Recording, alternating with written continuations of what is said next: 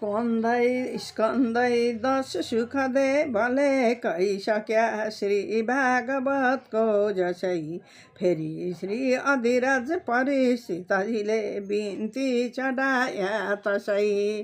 ब्रह्मर्षे कसरी ती यादवहरू सारा प्रवासमा गई आपुसमै लडी सब विनाश हुन गया शत्रु समानका भई कुन कारण हुन गो र यादवहरू सम्हार हुन् सब भनी दुर्वासा ऋषिले श्राप दिनुभयो आज्ञा होस् त्यो पनि यो बिन्ती अधिराज परिषितजीको सुनेर फेरि ता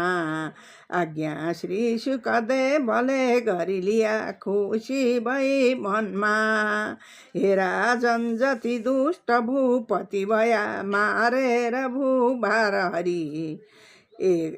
125 वर्ष तक